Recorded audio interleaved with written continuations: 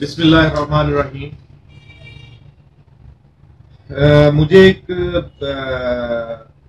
साइल ने भेजा है कि मेरा मसला ये है कि मैं एक घर का मालिक हूँ, किराए पर दिया हुआ है। 2011 में मेरी किराएदार से इकरारनामा मुआहदा तय हुआ था। इकरारनामे पर अमल दरामद ना हुआ, किराएदार ने दावा दायर कर दिया, मैंने बेदखली दायर की जिसका आज तक फैसला नहीं हुआ और अदालतों पे तो थोड़ा सा नाला है कि अदालतें कुछ नहीं करती। मैं बार बार एक बात करता हूँ, अब तो मुझे बात करते हुए शर्म आती है कि भाई केस आपका है, किसी का नहीं है। आप जब अदालतों में आते हो तो आपकी हत्तल इम्कान कोशिश होती है कि हींग लगे ना फटकड़ी और सारा काम हो जाए। ऐसा नहीं होता। जो प्रोफेशनल वुकला हैं, ईमानदार प्रोफेशनल वुकला आज भी मौजूद हैं और बहुत ज्यादा तादाद में मौजूद हैं।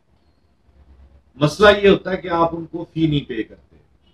आप कहते हैं कि एक ने 1 रुपया मांगा तो वो दूसरा जो है ना वो 8 आने में कर रहा है, तो 8 आने वाले के पास जाना है, जिसका खमियाजा आप भुगत रहे हैं कि 2011 से लेके 2018 तक का प्रोसेस 7 साल का अरसा गुजर गया और फिर आप नाला हो रहे हैं अदालतों पे। अदालतें हैंडीकैप्ड है। अदालतों में जो वकील कानून के मुताबिक जाएगा, जो कानून के मुताबिक अदालतों को मजबूर करेगा, तो अदालतें काम करेंगी और कर रही हैं।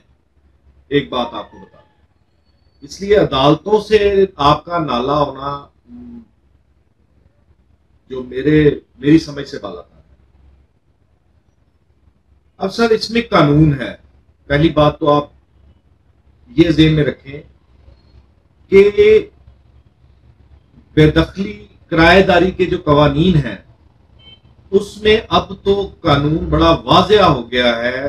सेक्शन 10 है, बता दीजिएगा कि सेक्शन 10 में जो नया कानून किराएदारी आया है उसमें बड़ा वाज़ेह लिखा हुआ है कि अगर किराएदारी पहले की है और इकरारनामा मुआहदा तय बाद में हुआ है तो दरखास्त बेदखली पर उसका कोई असर नहीं होगा।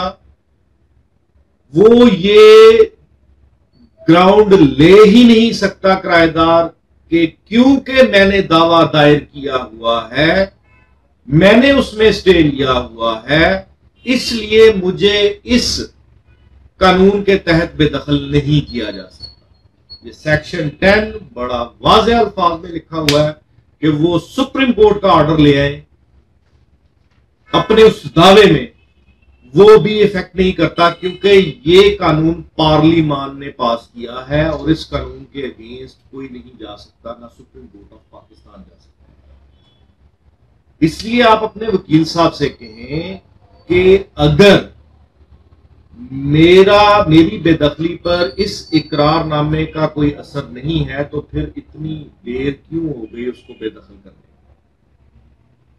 नंबर 1।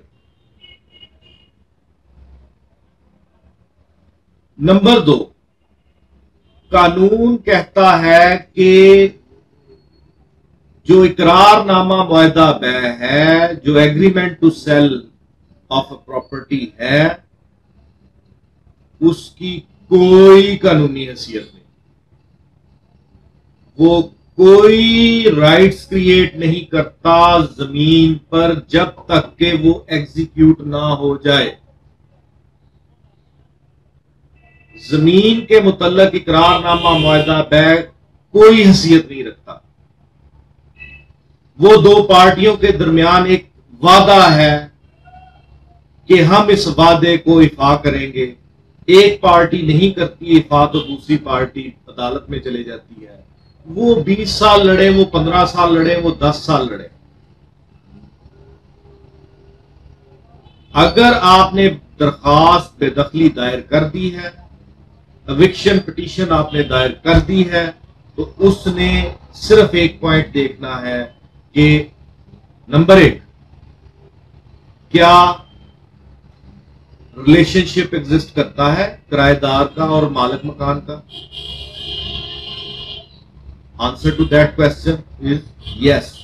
जब इकरारनामा मुआहदा बै आपके साथ हो रहा है तो मीनिंग देयर बाई कि वो मालिक नहीं है इस जायदाद का, वो आपको मालिक मान रहा है और आपके पास एग्रीमेंट है किराएदारी का, तो फिर वो अपने आप को किराएदार मान रहा है।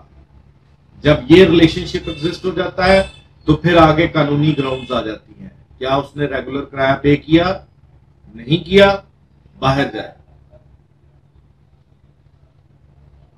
सादा सी बात है।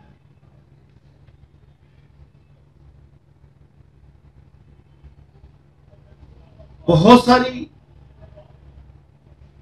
बारीक बारीक बातें हैं इसमें, जब वो केस टू केस वेरी करती हैं। जब मामला आते हैं सामने तो वो केस टू केस वेरी करती हैं। मैं तो जर्नल, आपका सवाल बड़ा क्लियर नहीं था, आपकी जायदाद किस शहर में है, आप किरायानामा आपका जो है वो तहरीरी शक्ल में था, क्या इकरारनामे में कोई ऐसी शिक लिखी गई है कि हाँ ये किराएदार था, अब किराया नहीं देगा, दिस एंड दैट, बहुत से मामला हैं जो सरकार।